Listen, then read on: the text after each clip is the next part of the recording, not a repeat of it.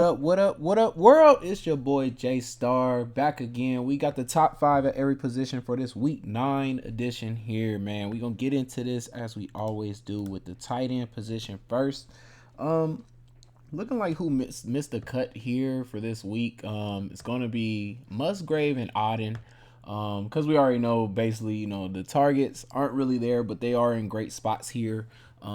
Maybe you can take a shot here on some of these plays here if you need the savings at tight end, because they are in a good spot and possibly could do something. But as of lately, neither one of these tight ends have really done much. So that's why, like I said, they just missed the cut because of those reasons. We move on though to tight ends that have done something with their touches and things like that. And we got first up is going to be Njoku in the top 5. Looking like, what is it, practice due to ankle injury. Possibly, he'll be ready to go though come, Friday's practice when we get a look at it. But lately, as we see, the targets have went up, and production has went up as well. He's actually I believe I don't want to say the number 8 or something tight end against this style of defense and everything. So really could be a good spot for him. Moving on though, looks like we got a little bit higher up here in Taysom Hill.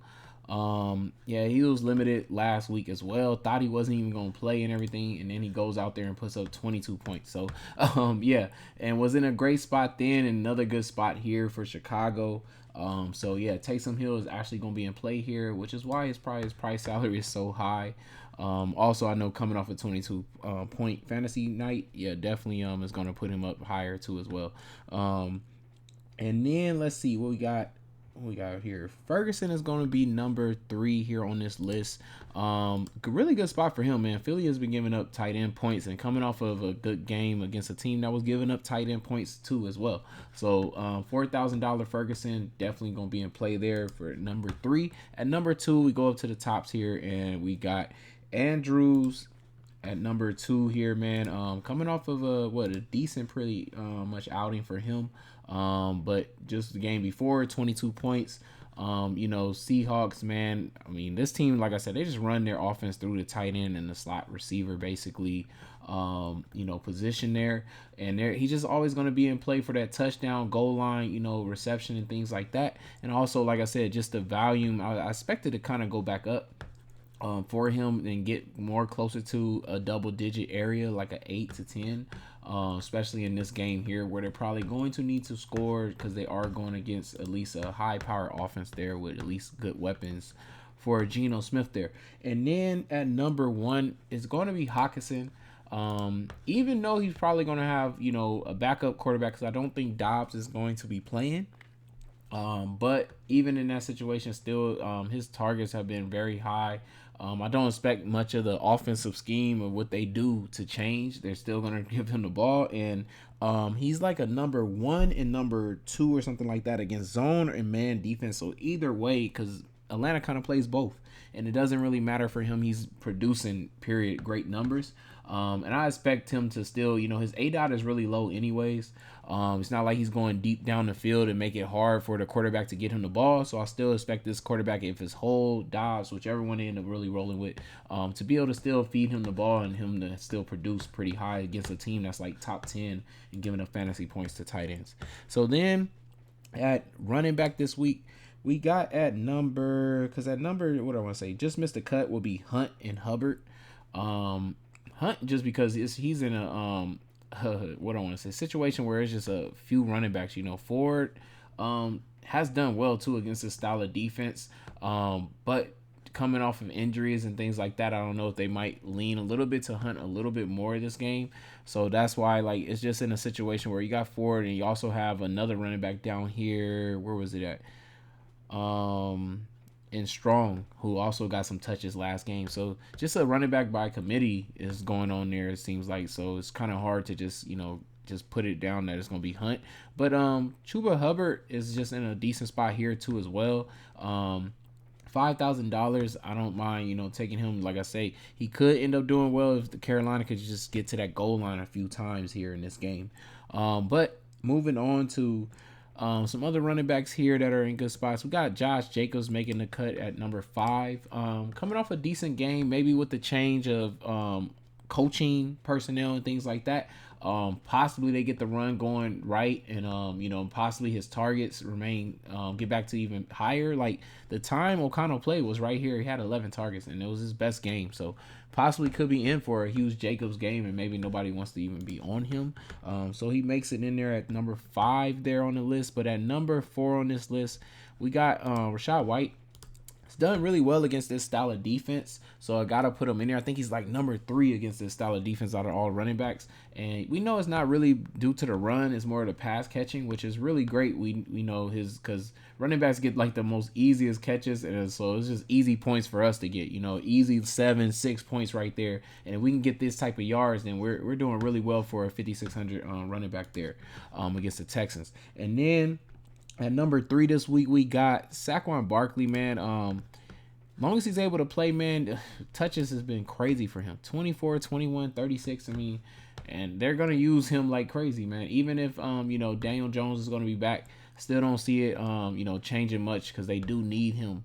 With their line being banged up and everything, they need the run game to work out. And if they're gonna go this far into making sure he gets over 100 yards, then yeah, definitely, we got to take some Saquon Barkley there. And at number 3 on this list, at number 2 on this list, we got Jonathan Taylor in a really good spot against Carolina. I think they're number 1 or 2, something like that at fantasy points to running backs. Coming off of a near 100-yard game for him. Just got back on the field and almost, got his 100 yards in only 12 attempts. I'm expecting him to probably get that 100 yards this game in an easy touchdown easily to me. I wish his targets would stay, consistently in this 6 to 4 range, because that would also help a lot too for us getting a nice little 21 or something points there. But for 6,400, I definitely think Jonathan Taylor could hit against Carolina for sure. And at number 1 this week is going to be, of course, the top back on this list, and it's Alvin Kamara, just in an amazing spot here for a pass catching back who's actually getting way more attempts than what he's ever had received before, but still getting that high volume here at the targets, and that's what we're looking at against Chicago. Pass catching backs have just killed them. So I'm expecting a big game. Is why he's priced so high. The only thing I do worry about is maybe some of the goal line touches being taken away by Taysom Hill, who was on the tight end list though. But that definitely can happen and end up, hurting Kamara's points there.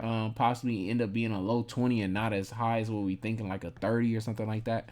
Definitely could see something like that happening though. At quarterback here, we got just missed the cut. It's gonna be Stroud. Coming off a pretty tough game last week.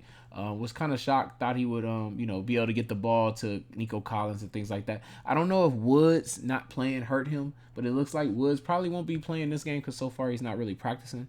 So maybe though, one game without Woods, he finally can get it going though this next game here. But is in a decent spot against Tampa Bay for him to be able to run it back again with Stroud. But gotta put him just outside of the top 5 this week, because we do have a savings here, and it's going to be Bryce Young.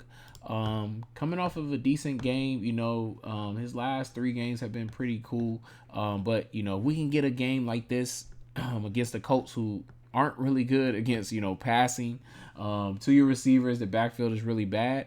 And they kind of do put the pressure on you to score, because Minshew is throwing a lot still over there. So I do feel like Bryce Young is going to be in for pretty game where he has to get some points up, and possibly get at least 2 touchdowns in this game. And I think it's very possible for him to do with the receiving weapons he has. So in for a pretty big game, I think, for him. I think might be his best performance coming up to this game now. But then at number 4 this week, we got Derek Carr, man. Derek Carr has been on fire. I almost feel like I could have put him at number 1 this week. Just because 3 straight games, 20 points, and still that 5,700 is kind of crazy. Like, he should easily be, I think, like 64 to 6,500. But I know what it is. It's really just the touchdowns. It's the touchdown. I've been talking about that forever. Carr has his 2 touchdown curse. He kind of never goes over that. But if it was a game, I would possibly think it could happen. It possibly could be Chicago, just because of the pass catching back and him having one of the best pass catching backs in the league. I could see him throwing 2 of those to him, and then getting one at least to a receiver, in the game too, and possibly getting over that 2 touchdown curse that I feel like he has. Like I say, would have been number 1 possibly if he had been putting up 3 touchdowns or something like that in those last 3 games, going over 300 yards. But then we got at number 3 this week, it's going to be Lamar Jackson. Last week was, a disappointment. I expected a lot better performance from him, and he came very short of that. So I definitely think people won't probably be on him as much, being that he is the highest quarterback on this list too. But playing Seattle, I feel like he has the weapons to be able to attack that middle of the field area where you need to attack and stay away from the outside. Because that's where they have lockdown corners at, and I think he definitely has that to be able to perform well against Seattle. Plus, like I said, Seattle is an offense that he will have to score a lot, so I definitely think he could be in for a huge fantasy game there. At number 2, though, is going to be Hurts, who's just been lighting it up. I mean, as simple as that. I don't really have nothing else to say. He's been lighting up consistently every week, and every week it kind of feels like they're in a game where, a competitive game. Like, it's not really too many games other than what this one right here, Tampa, that they're blowing out. So, and if any game is going to be competitive, man, you're in for it. Hurts to probably get you 31 to 25 fantasy points easily. So definitely think that's possible for here, and that's why he has to make it on this list at number 2. At number 1, though, is going to be Dak Prescott on the other side of that game. Been heating up the last 2 games. Feels like since they got the offense rolling with that, what is like West Side, whatever they're kind of, I think they're calling it something else though, since they're not on the West Coast, of an offense that they used to run with McCarthy. But ever since they kind of got that going, the offense, and of course Dak has been looking a lot better. Getting the ball out fast, not having him drop back and wait too long has been helping him with his throwing. Almost, near back-to-back 300-yard games, but off of a 4-touchdown game, which I think is exactly what Hurts had too. So just could be in for a huge shootout game here, man. I know defenses are strong for both sides. I don't think it's really going to matter here because both of them have great weapons to attack this defense and get them down the field and still score. And they're two, pretty high-powered offense here. I mean, like I said, defenses are really good. They are probably going to make some turnovers because it is a rivalry. But I still think Dak is going to be able to get his points as well as Hurts. And on the other side of that, top 5, that we got to do for wide receivers here. We got, let's see who we got here. Anybody did miss the cut here? Probably missed the cut here would be like $4,000. Douglas down here should be in for a more targeted game for him. Since who we got out, it was what's his name? Bourne is on IR now, so I think since they already kind of been going to Douglas, I feel like, this could be a game for him. Washington is definitely vulnerable to giving up fantasy points to receivers. So maybe Douglas is in for a big game there at $4,000, but we have yet to see it for sure. So, that's why he missed the cut though. Coming up after that will have to be going back to the well here that, everybody was on last week, but Nico Collins, man, is in a good spot again. And, like I said, since he did fail everybody last week, kind of failed everybody for the last 3 weeks if you took a shot at him at least. Was a buy in week 7 there, so in between that. But, yeah, it's been failing, so I could see a lot of people not being on him and then him actually going off, like, for this week. But he's definitely in there because he's in a good spot there. On the other side, below him right here, is Flowers in a really good spot for him. Again, though, he was in a good spot last week. But did not hit. And this week though, slot receivers attack, is what we've been attacking against Seattle. And Flowers is in that slot position there for Baltimore here. So definitely got to attack it again. He is, like I said, him and Andrews is the main part of that offense. So he's always going to be, one of the first reads besides Andrews. Always in to have a big game, and this possibly could be it here. Moving on though, for number 3 here, we got Adam Thielen, man. I mean, finally priced at his price what he should have been probably at the beginning of the season. We talking about he was in the 4,000, 3,000s, which is crazy. For a number 1 receiver whose targets, have just been crazy high, man. So I mean, he's finally priced right, and he's has a really good matchup for him to be able to go off, and so has to make it in here at the top 5 at number 3 for that reason. At number 2 though, we got CeeDee Lamb. Has played really good against this style of defense. As you see the last 2 games, like, it's amazing. Like, his own defenses, he's been killing them. And there's nothing really else to say. I mean, dude is productive. Like I said, ever since they got the offense rolling, Getting the ball out fast. I mean, he's benefited the most from that, change, as well as somewhat Cooks too as well. But yeah, definitely his targets have, just been amazing as of lately. So, and getting into the touchdown twice last week. So coming off a really hot performance for him, and now they're really going to need him against this Philadelphia offense who's been rolling, which is why at number 1 we got AJ Brown, who's just as consistent as his quarterback. One of the best, I would say, stacks, like skinny stacks, gotta be for this season so far. Like, this is crazy. And these like stats right here, and the same as looking for at his quarterback too as well. But every time he gets a man style defense, this dude kills it. So playing a man style defense since the last 3 weeks, Washington again here. And now you get the Dallas Cowboys, who actually has been good at stopping number 1 receivers, but we have yet to see AJ be stopped. So, and being that they are at home and not on the road here, I still don't think he's going to be stopped here. So he is the number 1 receiver this week. And that completes the top 5. Hopefully this helps y'all out with making y'all lineups and y'all able to make some big money winning lineups here. It's your boy J Star, and I'm out. Good luck, y'all. Peace.